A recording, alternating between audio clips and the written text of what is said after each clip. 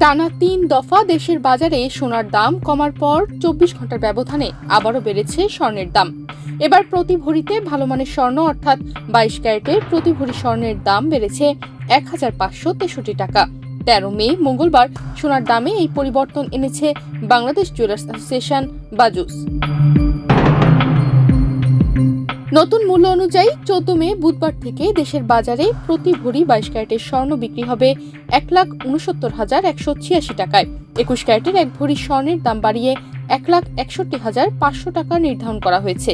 এছাড়া ১৮ ক্যারেটের এক ভরি স্বর্ণের দাম ১,৩৮,৪২৮ টাকা করা হয়েছে। আর সনাতন পদ্ধতির এক ভরি স্বর্ণের দাম ১,১৪,৪৩৬ টাকা নির্ধারণ করা হয়েছে।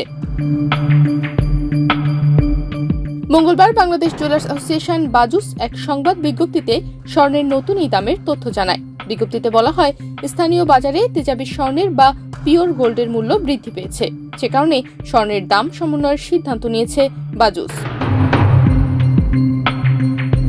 এর আগে ২২ ক্যারেটের সোনা প্রতি ভরির দাম ছিল ১,৬৭,৬২৩ টাকা।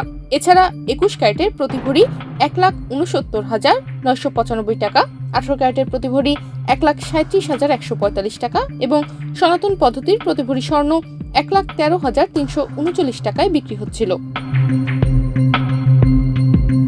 বাজুস জানায়, সোনার বিক্রয় মূল্যের সঙ্গে আবশ্যিকভাবে সরকার নির্ধারিত ৫% ভ্যাট ও বাজুস নির্ধারিত ন্যূনতম মজুরি ৬% যুক্ত করতে হবে। তবে গহনার ডিজাইন ও মান ভেদে মজুরির তারতম্য হতে পারে। তনিমা রহমান, বাংলাদেশ প্রতিদিন।